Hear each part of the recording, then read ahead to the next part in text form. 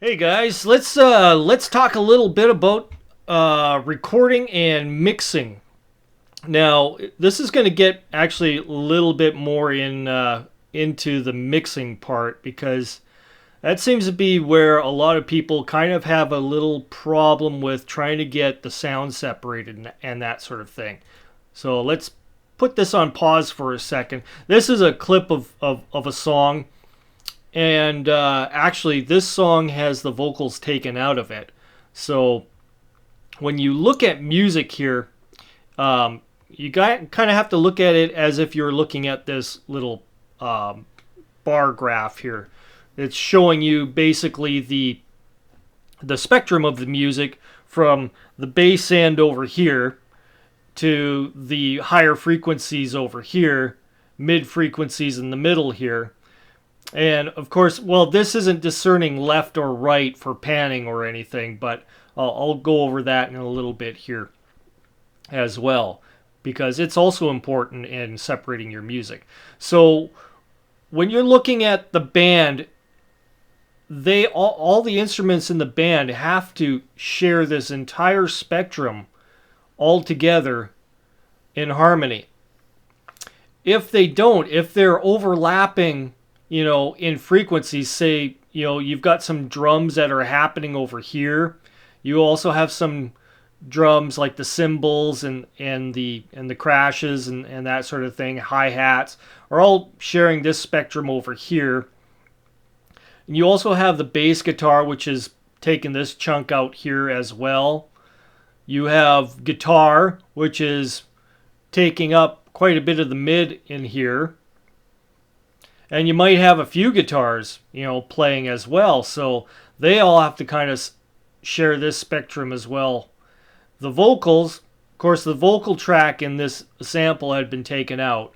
So the vocals usually sit around in this area, depending on how deep or high the voice is.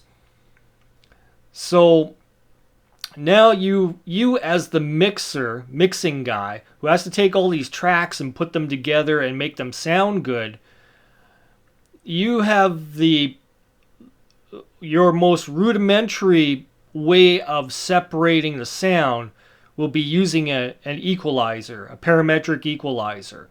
And I'll show you how to do that in a second here, kind of in a real easy way to kind of figure things out.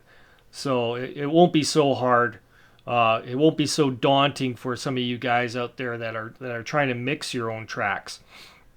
So what the problem here is, if you have these instruments overlapping and sharing frequencies, what would happen is the drums and the bass would start making up a pumping action over here with the sound, and you'll hear that the frequencies over here being shared by the guitar, the drums, and the bass will start muddying up. Other guitars together, more mud. If you have vocals in here as well, more mud.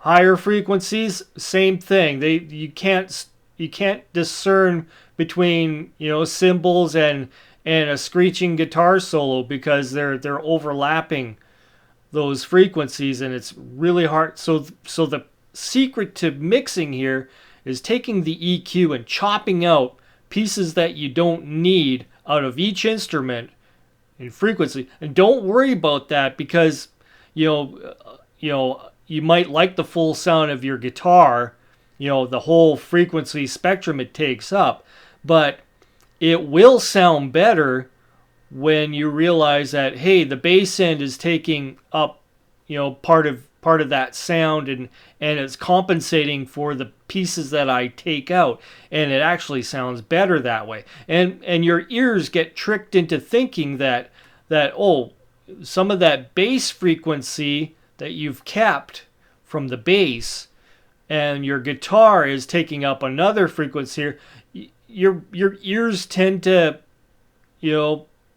merge those together, and it tricks your ears into thinking it's part of the same instrument. I've had mixes where I've taken a really basic bass line and put it in, and then had one guitar in the background playing and another guitar in the background playing, and my bass player, who wasn't doing the bass bass instrument at the time, came over and was wondering, how did I do this tricky bass lick? And what he was hearing was the bass guitar and part of the bass end of one of the guitars was mixing, and it almost sounded like the same instrument in a sense. It was tricking his ears into thinking that the bass line was more complicated than it actually was. So that thing can happen as well, which may be an effect that you want. So keep that also in mind. Now, in some cases, you have multiple guitars. Like, say that you have two guitars that are sharing frequencies which you really like and you don't want to have chopped out. Because I'll show you how to find those frequencies that you'll like later on here. But right now we'll just go with me here on a different way of separating. So you got two guitars that are sharing the frequencies, but you don't want to chop out anything out of each one. You don't want to go ahead and start scooping out stuff and trying to get the guitars separated that way. Another way you can do it is by panning.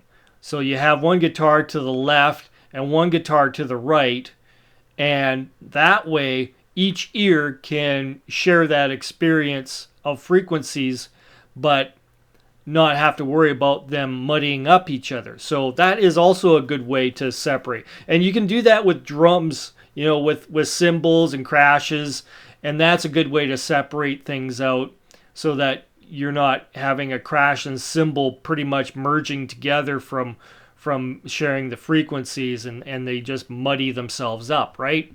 So this is what we're going to get into, is how to go ahead and start taking each instrument, figuring out what part you want to keep and what parts you want to chop out. So that will be in the second part here.